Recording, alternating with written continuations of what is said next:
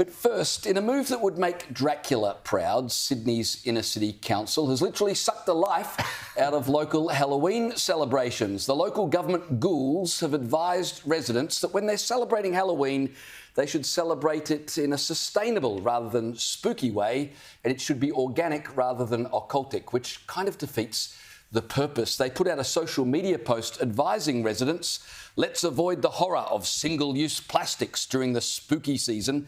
Plastic bugs and synthetic spider webs are especially dangerous. Wildlife can ingest these items by mistake or get caught in them, leading to injury and death. We can all enjoy the spookiest Halloween possible without impacting wildlife. It was reported that the post listed straw, sheep's wool, twigs, sticks, cotton wool and organic food waste as natural materials that locals could use.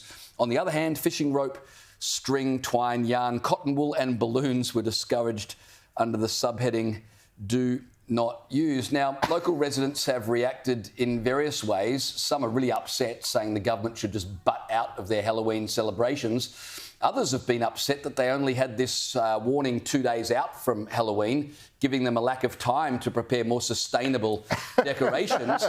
And then a whole lot of other residents were really upset, saying we've already put up plastic spiders and cotton spider webs, and now our neighbours are going to judge us as being un-environmentally friendly. I would suggest if you're dressing as Satan or a demon or a ghost or a vampire and you're worried about being seen to be environmentally not friendly, you're probably doing Halloween all wrong.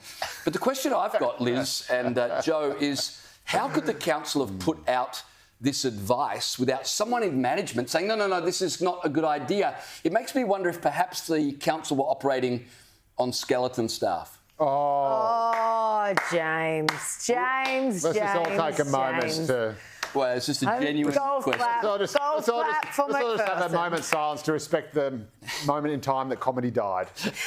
No, that was amazing. I live in the Inner West Council. I live in the outer Inner West Council, and technically I identify as a resident of Canterbury Bankstown, just to give some South West Sydney cred. But I can tell you, anyone who has written this clearly doesn't understand Halloween. The decorations go up. The decorations basically start going up in September. You go to Ashfield Kmart, they're already pushing Halloween stuff in August. It is the biggest thing of the year now with kids. They get more excited about this than anything else. Yes, that's because they're a bunch of godless pagan Satan worshippers, but it's nice because they're kids. And everything is geared towards, you go to Kmart, everything is like $1. It's all plastic, it's all disposable. So firstly, if they are actually going to put something like this out, for the love of God, at least know your audience, know your ratepayers, and do it with more than 2 days to go. Secondly, look, straw, sheep's wool, it's a lot of lanolin, sounds a bit greasy. The sticks, the twigs, all right, whatever,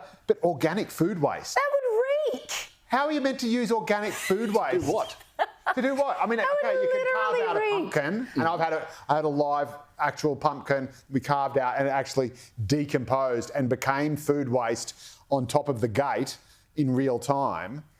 But it wasn't food waste to start with, and they're not saying food; they're saying food waste. So, what are they? I don't get it. What are we meant to do with organic food waste? Just decorate your house in rotting food. What is there not to understand about this directive from the council? The question is, what's next? Are you going to tell people don't put up Christmas decorations, can't have fairy lights anymore? That's churning through electricity that shouldn't be used. We've got to save the planet.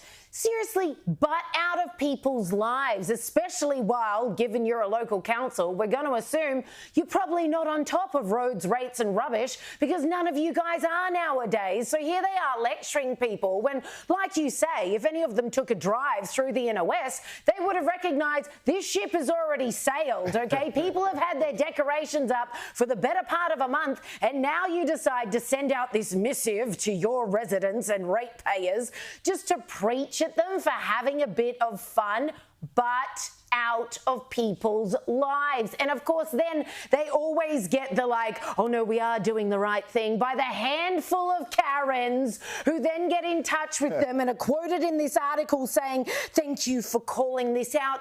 Can you just please ban it altogether next year?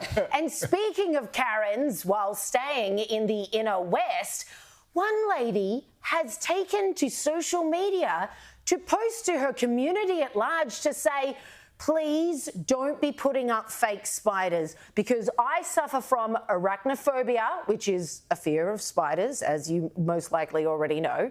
So please, can everyone just no spiders? Well, check out this neighbour who put a ginormous spider in her vicinity, not having seen her post, obviously. This wasn't deliberate, but she was making reference to it in her post, saying, I can't even walk down this road anymore. People need to take their spiders down. Here's a local legend, though, defending his neighbour's ginormous Halloween spider. This house behind us has sparked a little bit of controversy on social media, with some arachnophobes saying they don't like the fact that there's a massive spider there and it's scary and they can't actually walk past the house. What do you think about the decorations? I think the decorations are fantastic. I believe the decorations bring fun to the community, to the kids. Now, anybody that says they're arachnophobia, whatever it's called, a fear of spiders, okay, if that spider was real, I'd be scared of that spider. But that spider's plastic. So this complaining about it is just a woke generation. It's stupid, and just enjoy it for what it is. Because the person who puts it up puts a lot of effort to get that up there. Well said, Perry. This woke generation, life's hard, get a helmet, stuck it up, buttercup. But seriously, what's next from these councils? What are they going to start preaching at people, saying you've got to buy the toilet paper made out of recycled paper? These guys just seem to find ways every single other day to preach their own values. Well, I don't understand that. Like, you put up a plastic spider. You know, you get the Inner West Council all upset because they think that a plastic spider is actually more dangerous and deadly and scary than a real spider. I think maybe the Greens have gotten back in charge overnight or something and taken over from Darcy.